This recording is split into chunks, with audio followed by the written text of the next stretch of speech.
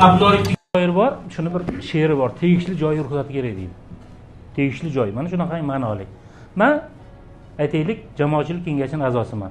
Lekin bitta qorovul o'tkazmasa o'sha binoga kira olmayman. Qorovul o'tkazmasa, agar meni aytib qo'ygan bo'lmasa. Masalan, men jamoatchilik kengashining a'zosiman. Qaror chiqqan, nimalar bo'lgan. Lekin men har gal kirishim uchun ana yoqda o'tirgan odam ruxsat berish kerak. Tashabbus o'tkazib yubordi. Unga qonun tushunib tura olmaysiz, boyagi o'tirgan Milliy gvardiyami, birovga qonun tushuntira olmaysan, gaplasha olmaysan. Bu birinchi. Ikkinchisi, jamoatchilik kengashining a'zosi bo'lasizmi? O'sha yerda direktorning birinchi o'rinbosari bo'lasizmi? Taklif bildirsangiz, u taklifingiz inobatga olinadi degani emas. Domla, men aytdim. Bepul resurs bor O'zbekistonda korrupsiyaga qarshi kurash uchun. 2 million odam juma namoziga keladi. Nimaga senlar o'sha musulmonlar idorasi bilan memorandum tuza olmaysan?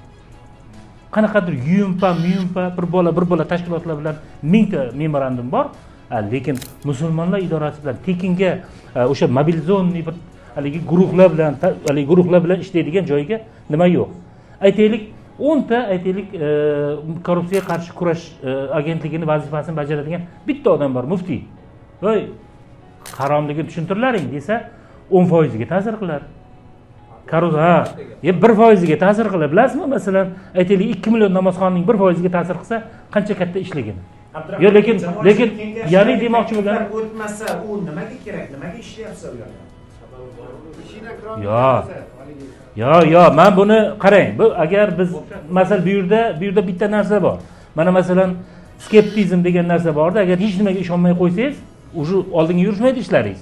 Biz bor imkoniyatdan foydalanyapmiz. Ya'ni demoqchimanki, u yerda bir mo'jizaviy struktura yo'qda, bunda aylanib qilib yuboradi.